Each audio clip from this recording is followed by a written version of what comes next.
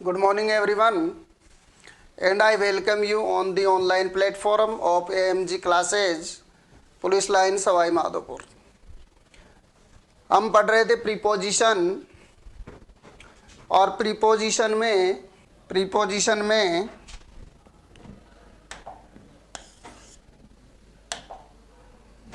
अगला जो हमारा प्रीपोजिशन है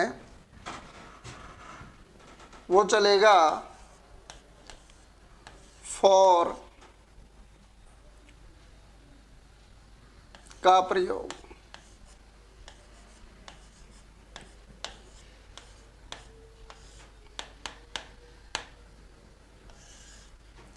फॉर का प्रयोग, फॉर प्रीपोजिशन का प्रयोग कब किया जाता है? इसमें रूल नंबर 1 है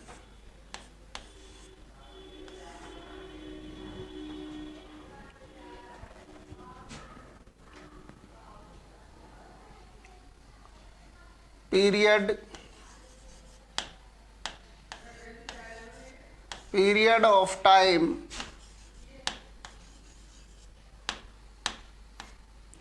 से पहले।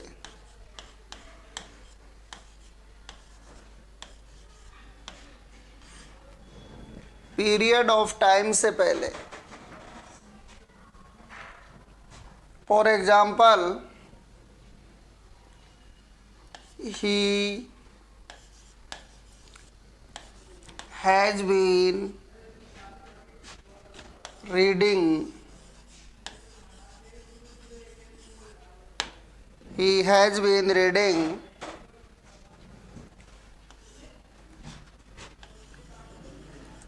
1 hour.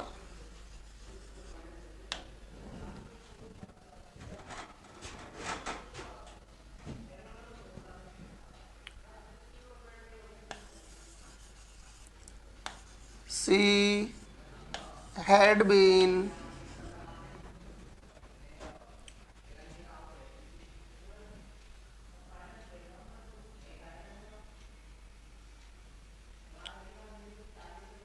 playing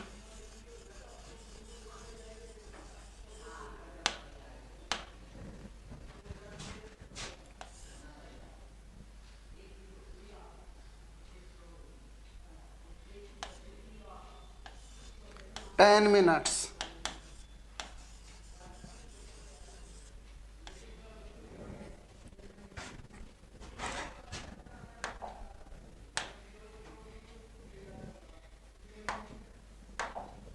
ये दो एग्जाम्पल है। ही हैज़ बीन रीडिंग, वह पढ़ रहा है कब से? 1 घंटे से। 1 घंटे से पढ़ रहा है, तो 1 घंटा क्या है? Period of time. तो यहाँ पर फॉर का यूज करेंगे। इसी प्रकार दूसरा एग्जाम्पल है, सी हैड बीन प्लेइंग, वह खेल रही है कब से? 10 मिनट से। 10 मिनट से, तो 10 मिनट क्या है? Period of time. तो यहाँ पर भी फॉर का यूज करेंगे। सेकंड जो इसका रूल है, रूल नंबर सेकंड कहता है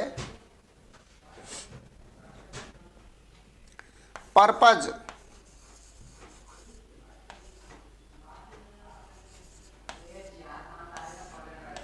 उद्देश्य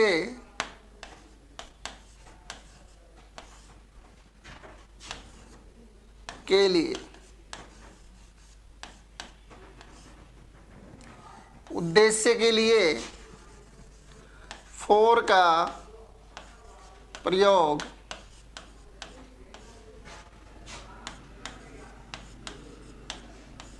किया जाता है।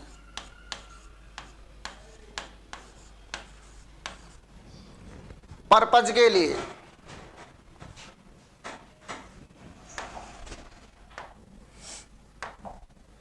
For example,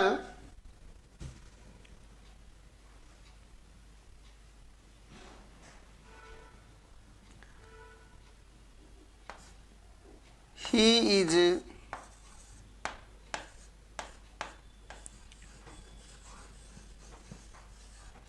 staying here.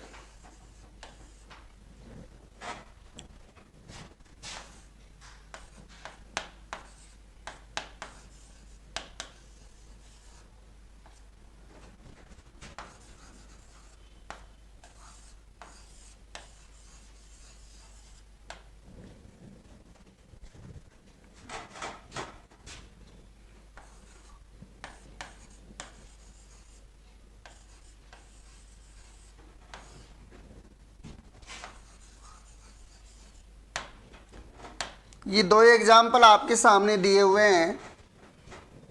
देखिए पहला एग्जाम्पल है, ही इज स्टेइंग हियर, वो यहाँ पर रुका हुआ है।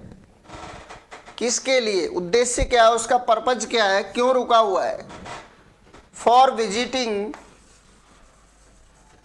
विजिटिंग द प्लेसेस, स्थानों का भ्रमण करने के लिए, विभिन्न स्थानों का भ्रमण करने के लिए वह यहाँ पर रुका हुआ है।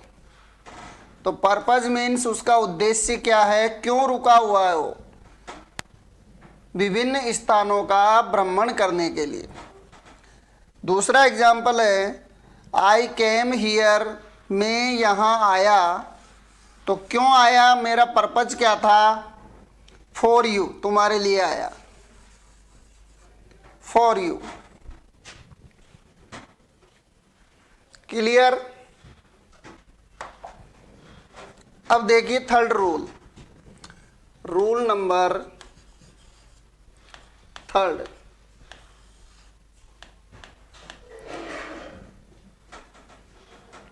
रूल नंबर थर्ड कहता है, फॉर का प्रयोग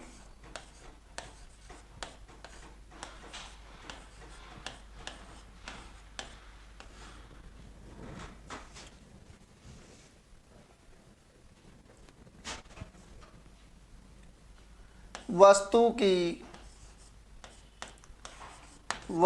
की कीमत बताने के लिए किया जाता है।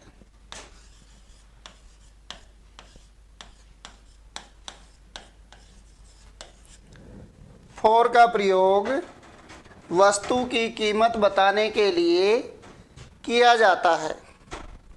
For example,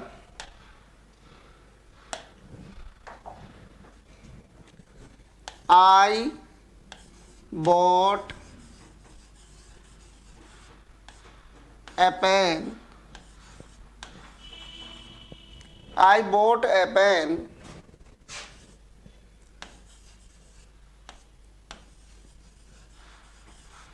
₹20।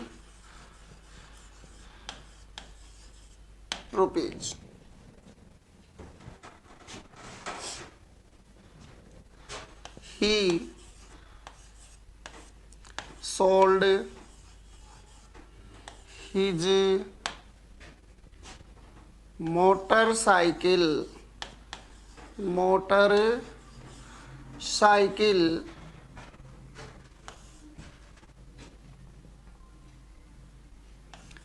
₹30,000। अब देखिए दोनों एग्जाम्पल। रूल कहता है, फॉर का प्रयोग वस्तु की कीमत बताने के लिए किया जाता है। तो देखिए, आई बोट ए पेन, मैंने एक पेन खरीदा। कितने में खरीदा? ₹20। ₹20 क्या है?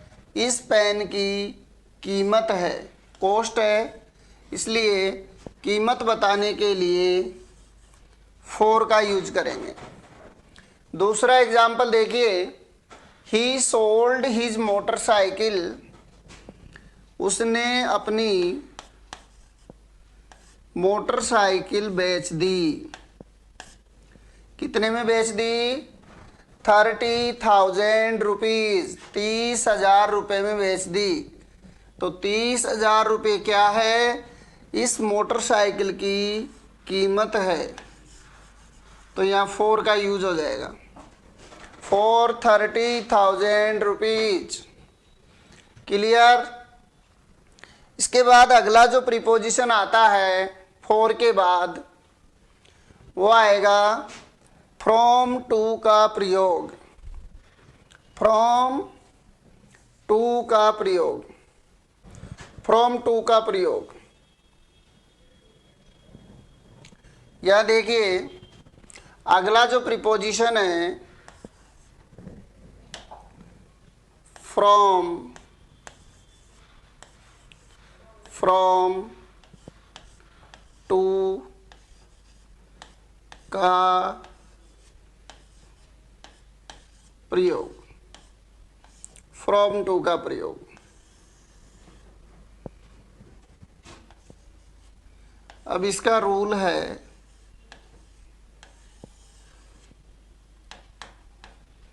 इसका रूल क्या कहता है?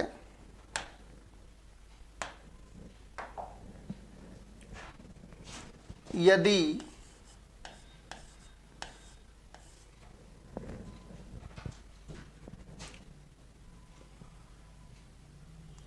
किसी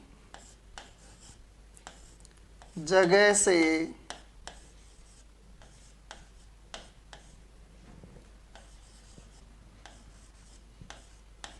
अलग होने का भाव हो। यदि किसी जगह से अलग होने का भाव हो तो फ्रॉम का प्रयोग, फ्रॉम का प्रयोग करते हैं।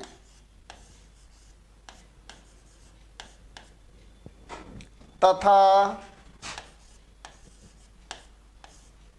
किसी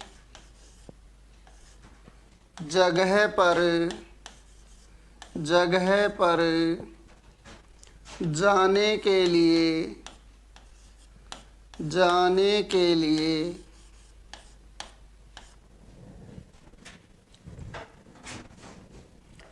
टू का प्रयोग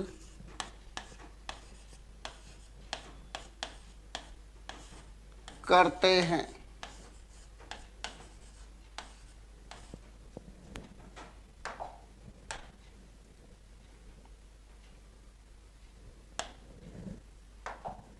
देखो रूल कहता है यदि किसी जगह से अलग होने का भाव हो, यानी किसी जगह से आप जुदा हो रहे हो, किसी जगह से अलग हो रहे हो, तो उस स्थिति में फ्रॉम का प्रयोग करते हैं। For example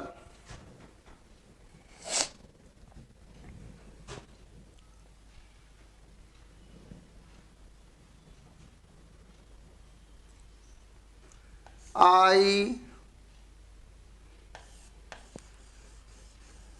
came house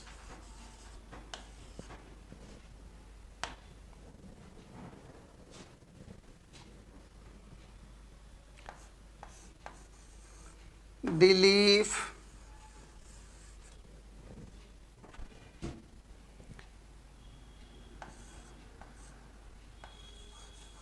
fell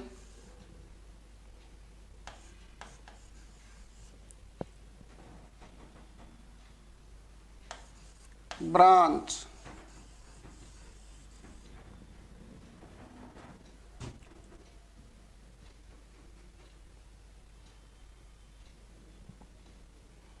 the train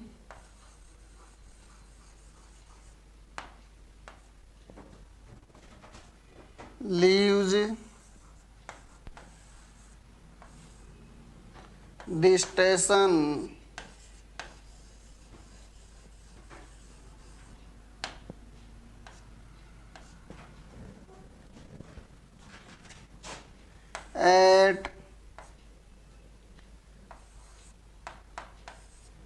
8:30 AM। अब देखिए विद्यार्थियों, तीनों एग्जाम्पल आप ध्यान से देखिए। यहाँ पर तीनों ही एग्जाम्पल में अलग होने का भाव दिखाई दे रहा है। अलग होना या जुदा होना, अलग होना या जुदा होने का भाव दिखाई दे रहा है। जैसे मैं आया तो कहाँ से आया? घर से आया। अब घर से तो अलग हो गया ना, मैं घर से जुदा हो गया क्योंकि घर से आया हूँ, तो यहाँ पर फ्रॉम।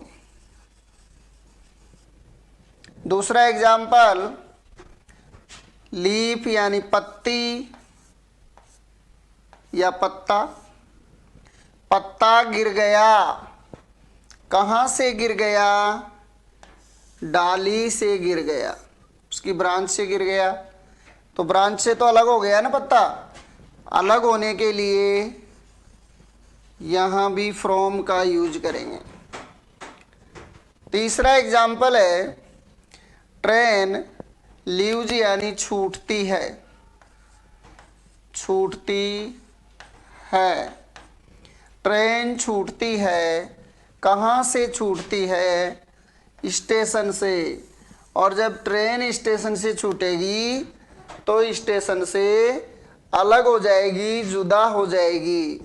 तो यहाँ पर भी फ्रॉम का यूज करेंगे। क्लियर तीनों एग्जाम्पल। अब बात आती है टू का यूज कब करते हैं?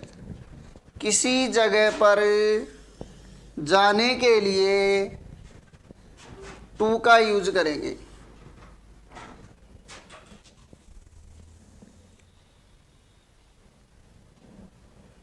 जैसे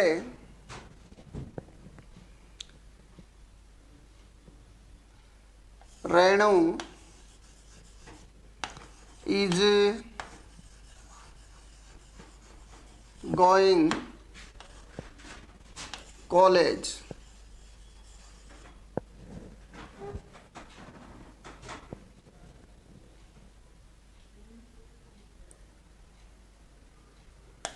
The bus is going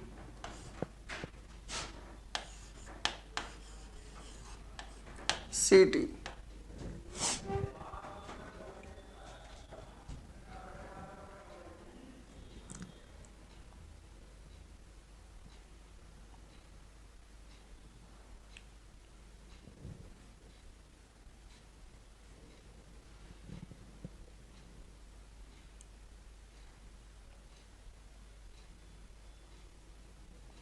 The water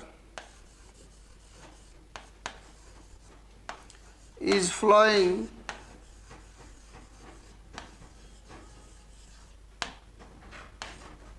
the river.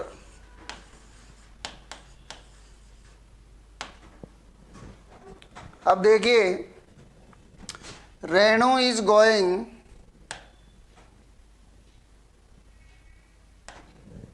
Renu जा रही है, कहाँ जा रही है? कॉलेज। तो जाने के लिए किसी जगह पर जाने के लिए किसका यूज करेंगे? टू का यूज करेंगे। यानी उसका डेस्टिनेशन क्या है? डेस्टिनेशन यानी उसकी मंजिल। टू का यूज करते हैं मंजिल के लिए, डेस्टिनेशन के लिए, कि उसकी मंजिल क्या है। तो रेणु इज गोइंग, रेणु जा रही है, कहाँ जा रही है? मंजिल क्या है उसकी? कॉलेज जा रही है। द बस इज गोइंग, बस जा रही है, कहाँ? सिटी। तो सिटी उसकी मंजिल है। द वाटर इज फ्लोइंग, पानी बह रहा है,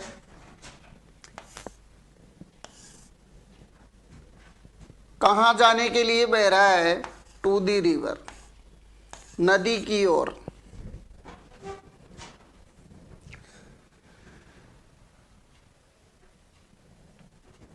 फ्रॉम टू का यूज हो गया।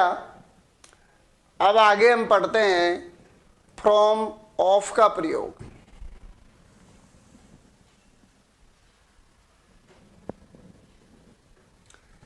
नेक्स्ट आता है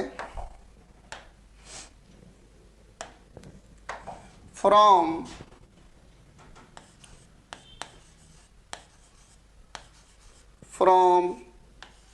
ऑफ। फ्रॉम ऑफ का प्रयोग।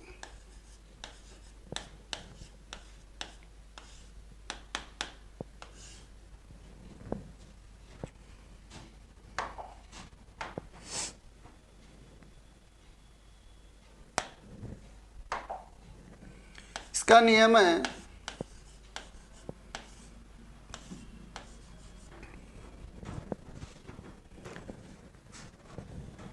यदि कोई वस्तु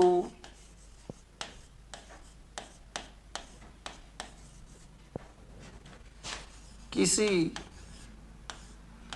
चीज की बनी हो, यदि कोई वस्तु किसी चीज की बनी हो और वह उसमें दिखाई देवें तो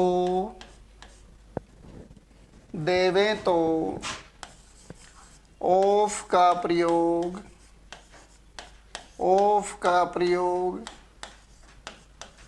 किया जाता है, परंतु दिखाई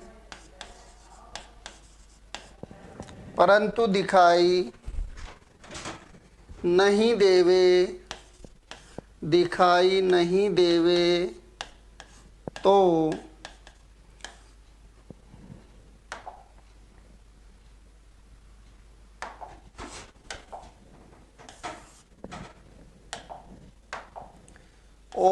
फ्रॉम का प्रयोग किया जाता है।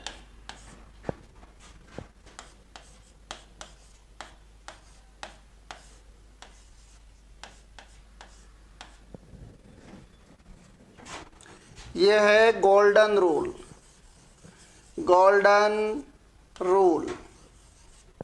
बहुत ही इम्पोर्टेंट रूल है कि यदि कोई वस्तु किसी चीज की बनी हो और वह उसमें दिखाई देवे तो ऑफ का प्रयोग किया जाता है, और यदि दिखाई नहीं देवे तो फ्रॉम का प्रयोग किया जाता है। उदाहरण के लिए देखिए विद्यार्थियों, मान लीजिए ये मार्कर है और ये मार्कर किसका बना है? आप कहोगे सर जी प्लास्टिक का। बिल्कुल सही है, ये मार्कर प्लास्टिक का बना हुआ है।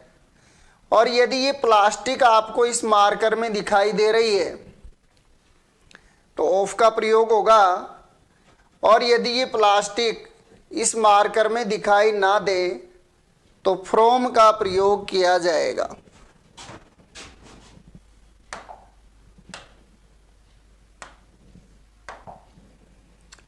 अब इसका एग्जाम्पल लेते हैं। द चेयर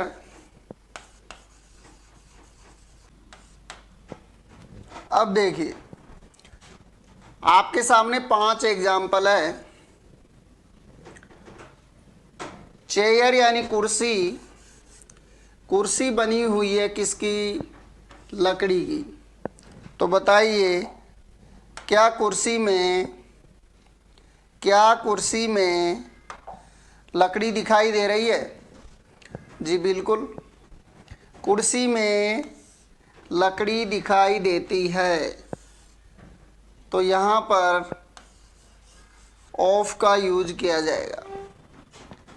दूसरा एग्जाम्पल है, दही बना हुआ है किसका? दूध का। अब आप बताइए, दही में क्या दूध दिखाई देता है क्या? बिल्कुल नहीं देता। तो यहाँ पर फ्रॉम का प्रयोग किया जाएगा। या आप इस रूल को ऐसे भी मान सकते हो कि यदि कोई चीज़, कोई वस्तु किसी चीज़ की बनी हो और वापस वही चीज़ प्राप्त हो जाए, वापस वही चीज़ प्राप्त हो जाए तो ऑफ का प्रयोग करेंगे। और यदि वापस वही चीज़ प्राप्त ना हो तो फ्रॉम का प्रयोग करेंगे। जैसे दही बना हुआ है किससे? दूध से। क्या आप दही से वापस दूध बना सकते हो? नहीं। दही से वापस दूध प्राप्त नहीं किया जा सकता, इसलिए यहाँ पर फ्रॉम का यूज होगा। थर्ड एग्जाम्पल देखिए, मिठाइयाँ बनी हुई है किसकी? दूध की। क्या आप उन मिठाइयों में से दूध वापस प्राप्त कर सकते हो? नहीं। तो यहाँ पर भी फ्रॉम का प्रयोग होगा। टोपी बनी हुई है किसकी? ऊन की। और टोपी के अंदर ऊन स्पष्ट दिखाई देती है, या यूँ बोलें कि टोपी से वापस ऊन प्राप्त किया जा सकता है कि? जी बिल्कुल किया जा सकता है। मान लीजिए आपका स्वेटर ऊन का बना हुआ है, ऊन के धागे का बना हुआ है। क्या उस स्वेटर से वापस वही धागा प्राप्त किया जा सकता है कि? जी बिल्कुल किया जा सकता है। तो यहां पर यूज होगा ऑफ का। क्यों? क्योंकि टोपी बनी हुई है ऊन की और ऊन टोपी में स्पष्ट दिखाई देती है, इसलिए ऑफ का यूज होगा। लास्ट एग्जाम्पल है, मार्कर बना हुआ है किसका? प्लास्टिक का। क्या प्लास्टिक मार्कर में दिखाई देती है? बिल्कुल दिखाई देती है। तो यहाँ पर ऑफ का प्रयोग होगा। या इस बात को ऐसे कहें कि क्या मार्कर से वापस प्लास्टिक प्राप्त की जा सकती है क्या? जी बिल्कुल की जा सकती है। तो यहाँ पर प्लास्टिक का प्रयोग किया जाएगा, सॉरी ऑफ का प्रयोग किया जाएगा। तो क्लियर, आपको क्लियर समझ में आ गया होगा। इसके बाद अगले प्रीपोजिशन की बात करते हैं।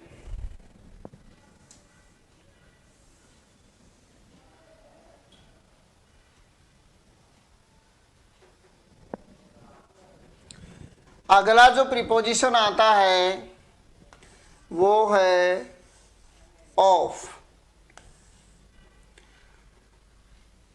का प्रयोग।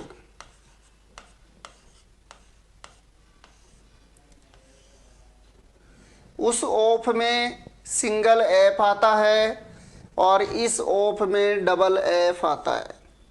तो इसका यूज कब करते हैं? इसका यूज कब करते हैं? देखिए, इसका रूल है,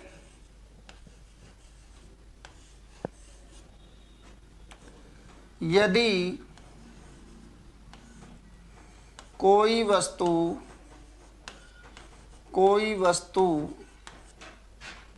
अपने मूल स्थान से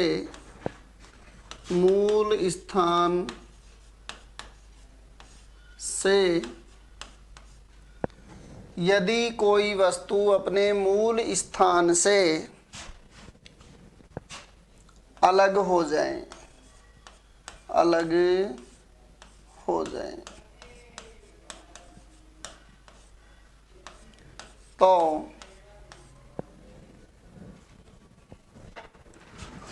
ऑफ का प्रयोग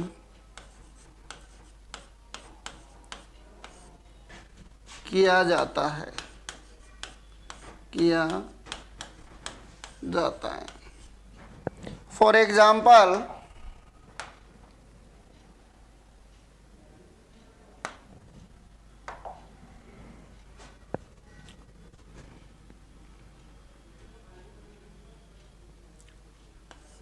when Bholi was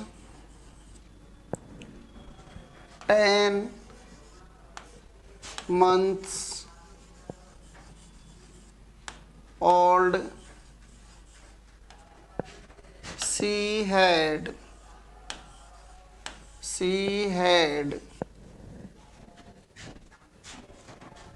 fallen, she had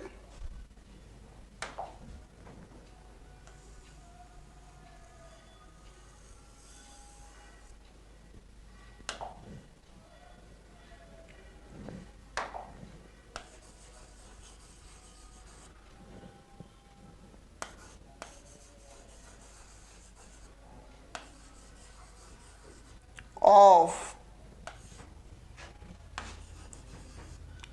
the court।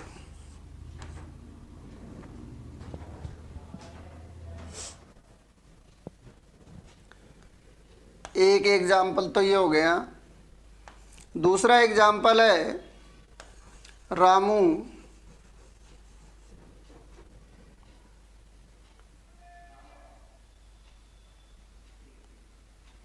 jumped off the roof। अब देखिए, दो एग्जाम्पल आपके सामने दिए हुए हैं। जब भोली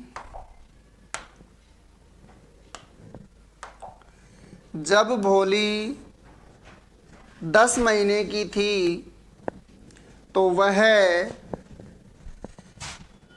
खाट पे से गिर गई थी। कहाँ से गिर गई थी? खाट, कोट यानी होता है खाट या चारपाई या पलंग।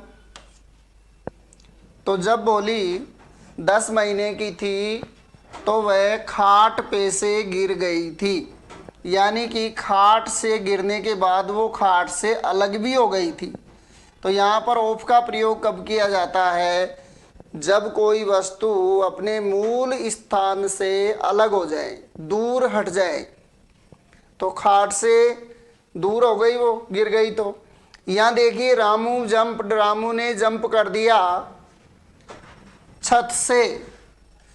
अब छत से तो दूर हो गया ना वो जंप करते ही, तो यहाँ पर ऑफ का यूज किया जाएगा। इसके बाद अगला जो प्रीपोजिशन आता है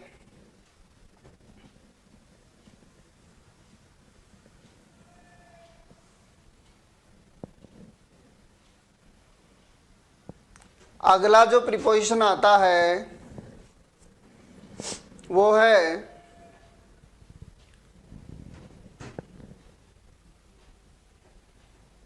फोर हो गया, 2 हो गया, अक्रॉस, 2 का प्रयोग, 2 का प्रयोग।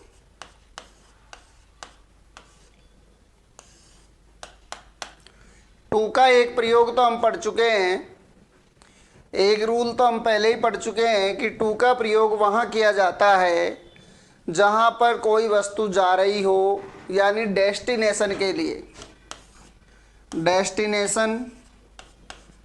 डेस्टिनेशन यानी मंजिल के लिए। जिस मंजिल पे जा रहे हो वहाँ के लिए टू का प्रयोग किया जाता है। दूसरा, टू का जो यूज किया जाता है वो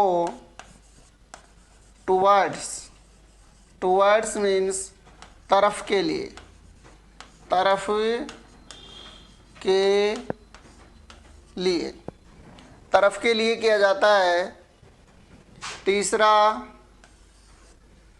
टू का जो यूज किया जाता है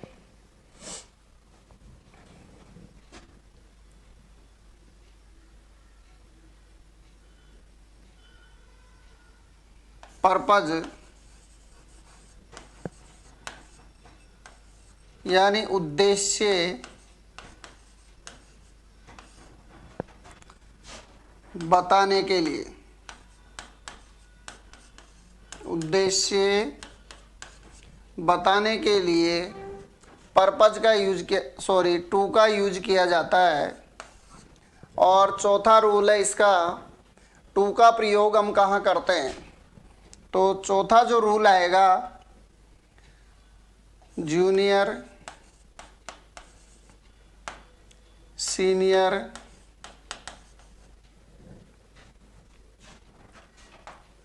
सुपीरियर,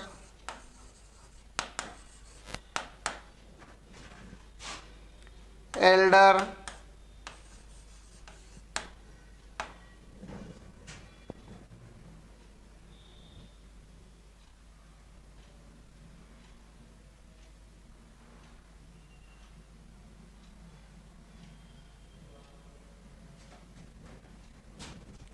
के बाद कंपैरेटिव,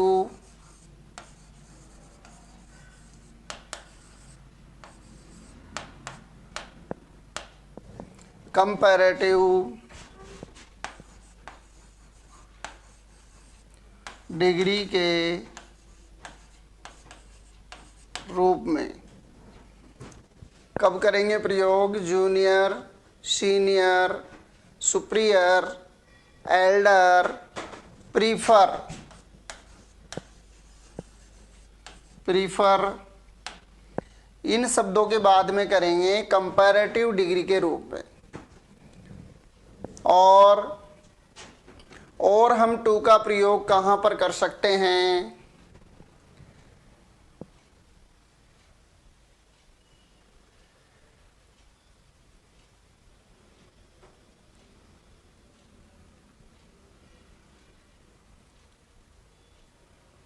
अब इनके एग्जाम्पल लिखते हैं। देखो,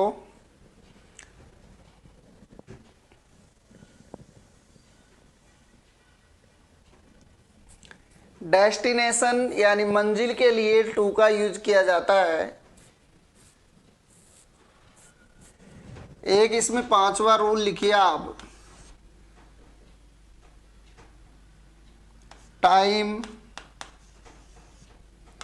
शो करने के लिए, टाइम शो करने के लिए भी हम जो है टू का यूज करते हैं।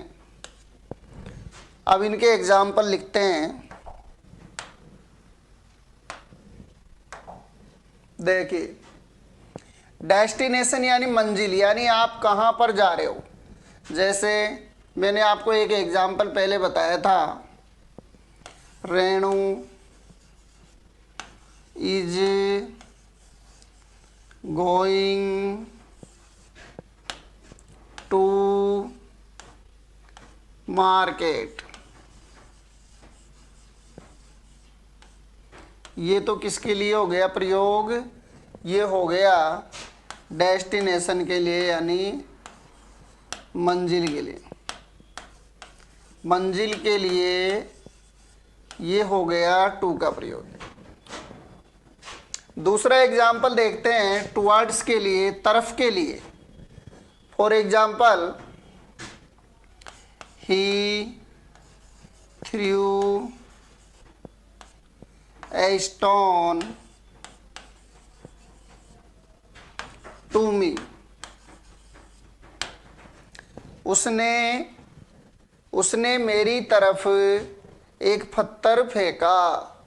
तो टू का अर्थ क्या है यहाँ पर? तरफ।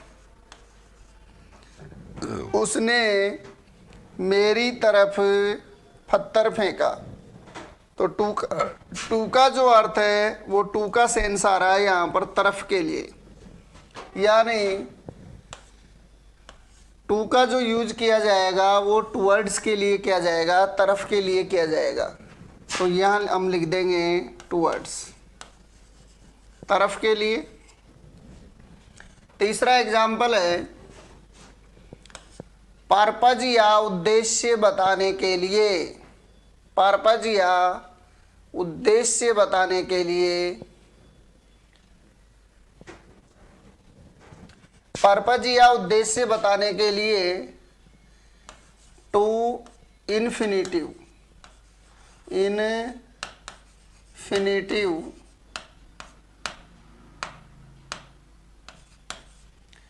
टू इन्फिनिटिव के रूप में प्रयोग किया जाता है। For example,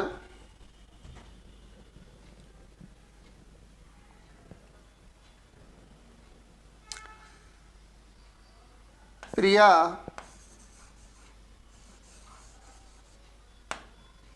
is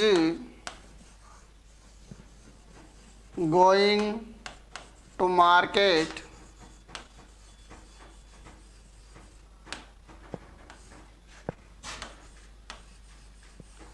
to buy a dictionary।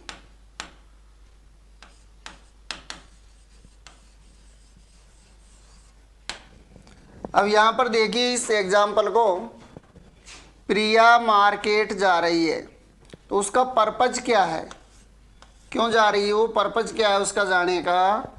तो प्रिया मार्केट जा रही है टू बाई ए डिक्शनरी, एक डिक्शनरी खरीदने के लिए जा रही है। तो यहाँ पर जो टू का यूज हुआ है वो हुआ है पर्पज के लिए, पर्पज के लिए।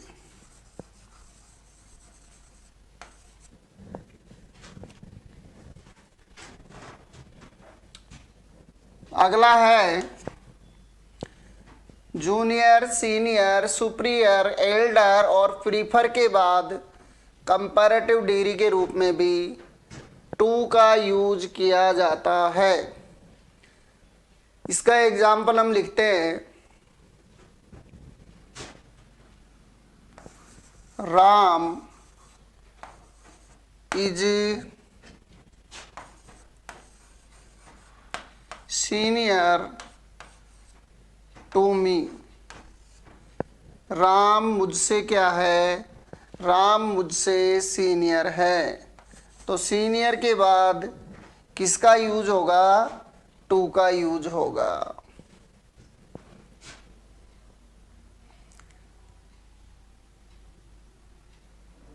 मोहन प्रीफर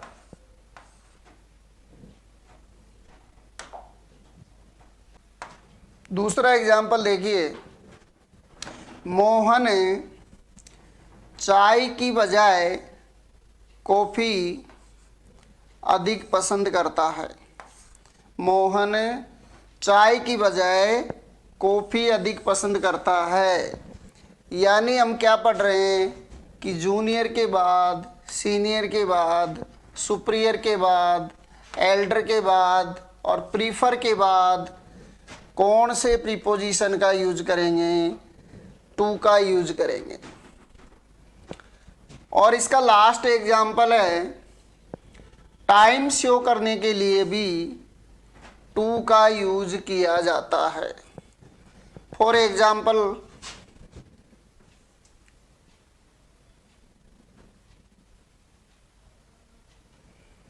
एग्जाम्पल के लिए देखिए, इट इज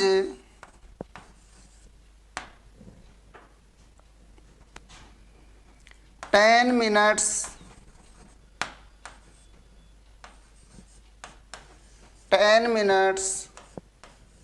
टू 12।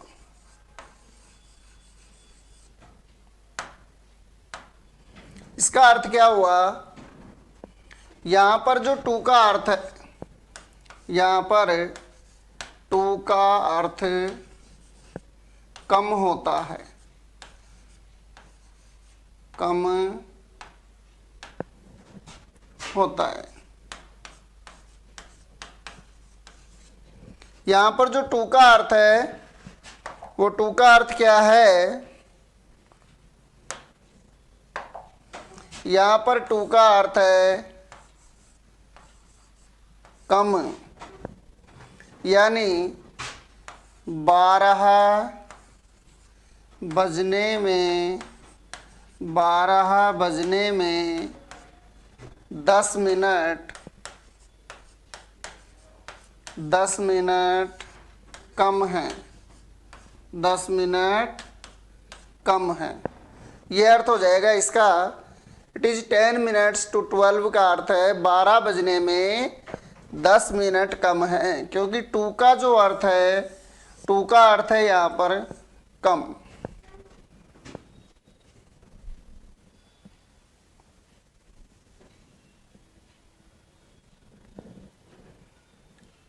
एक एग्जाम्पल और बताते हैं इसका।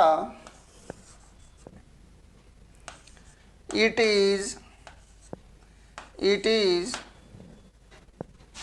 Quarter to 4।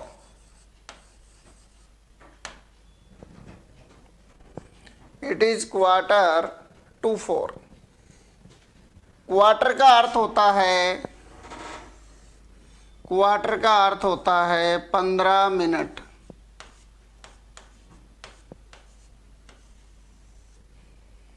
क्वार्टर का अर्थ होता है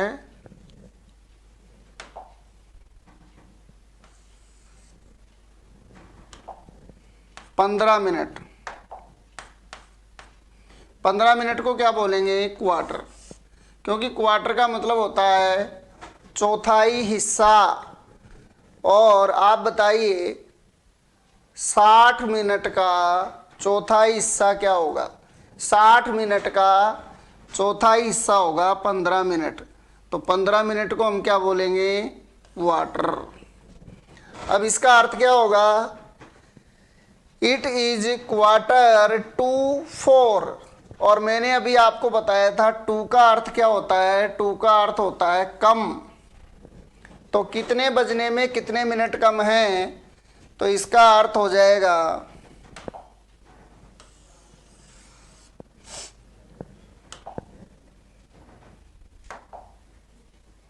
इसका अर्थ हो जाएगा 4 बजने में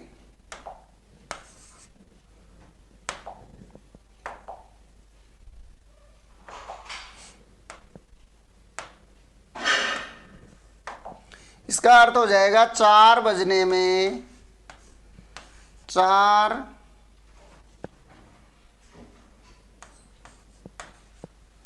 बजने में, ये यहाँ क्यू था, QUARTER। 4 बजने में कितनी मिनट कम है, क्वार्टर का मतलब 15 मिनट। तो 4 बजने में 15 मिनट कम है। 4 बजने में 15 मिनट कम है। तो टू का यूज कहाँ किया जाता है, टू का यूज किया जाता है टाइम शो करने के लिए। अब इसके बाद आगे बढ़ते हैं। अब देखिए आपके सामने फ्रॉम और टू का यूज हो गया, फ्रॉम और ऑफ का यूज हो गया, और टू का यूज मैंने आपको अलग से बता दिया। अब इसके बाद आपको कुछ नियम लिखा देता हूं।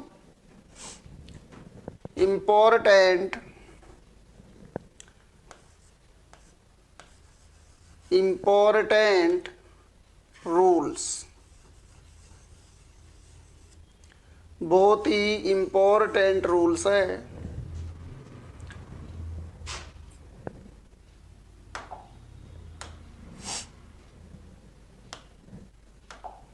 पहला रूल है, यदि किसी व्यक्ति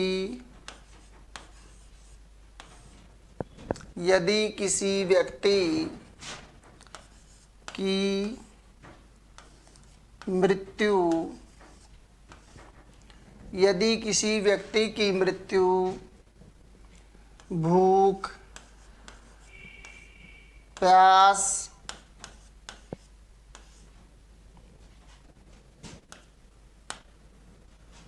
शर्म,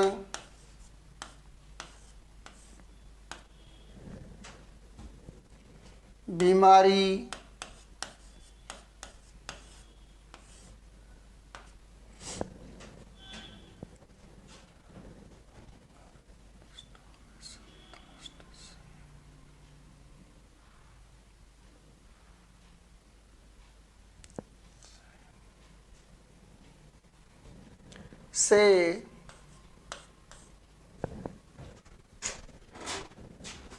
से हो जाए तो ऑफ का प्रयोग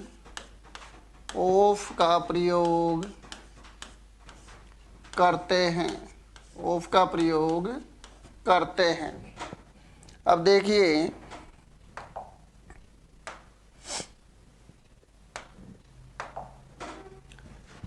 भूख का मतलब है स्टारवेशन या हंगर। हंगर यानी भूख होता है, स्टारवेशन भूखमरी। प्यास का मतलब है थ्रस्ट। शर्म का मतलब है सेम। और बीमारी disease.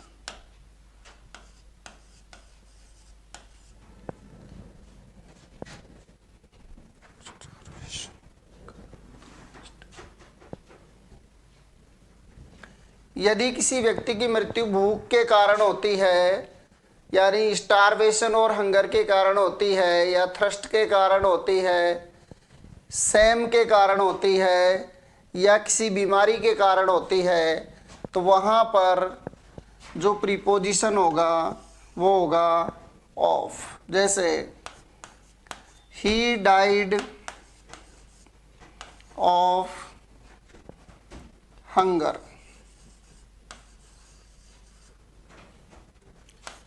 he died of starvation।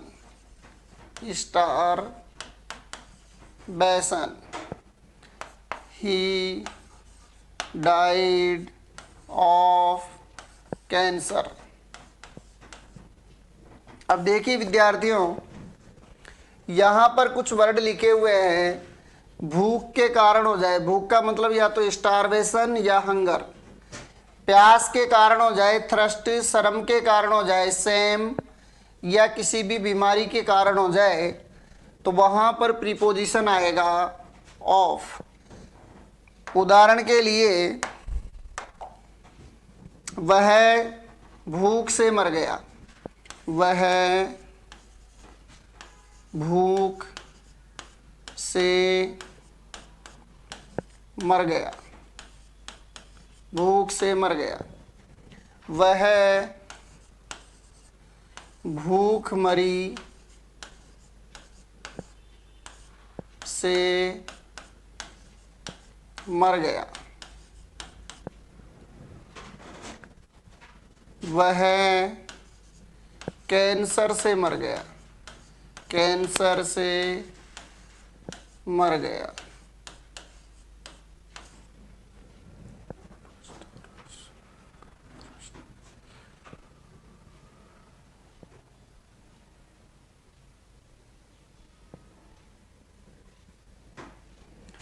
यहाँ पर ये भूख से मर गया, ये भूखमरी के कारण मर गया, ये किसी बीमारी के कारण मर गया, तो प्रयोग किसका होगा? अब रूल नंबर 2 आता है, यदि किसी व्यक्ति की मृत्यु, यदि किसी व्यक्ति की मृत्यु over drinking over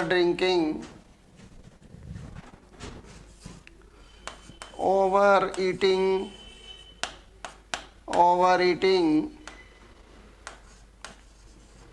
food poisoning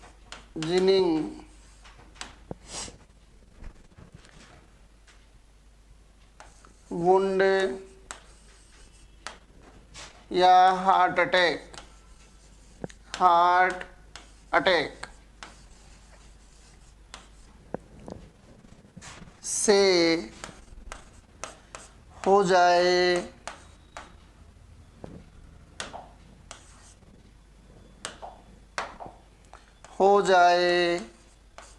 तो फ्रॉम का प्रयोग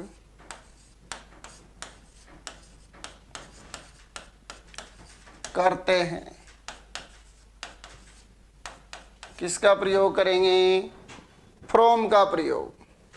अब देखिए विद्यार्थियों,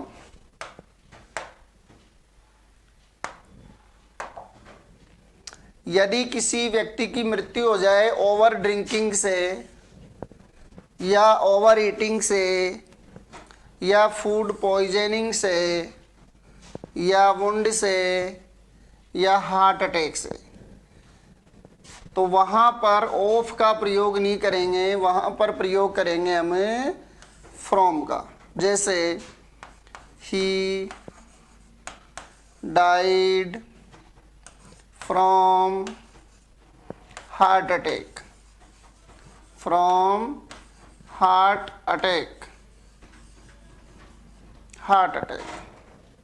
दूसरा एग्जाम्पल है,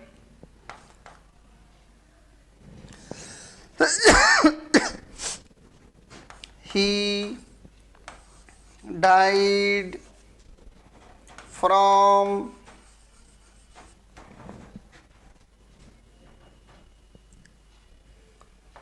over drinking।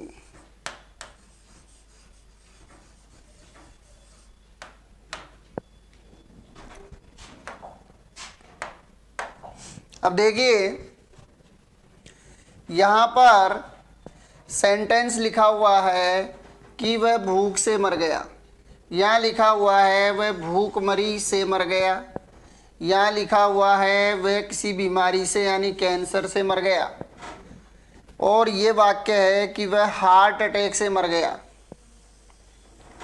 तो हार्ट अटैक शब्द देखते ही आप कौन सा प्रीपोजिशन यूज करेंगे? फ्रॉम।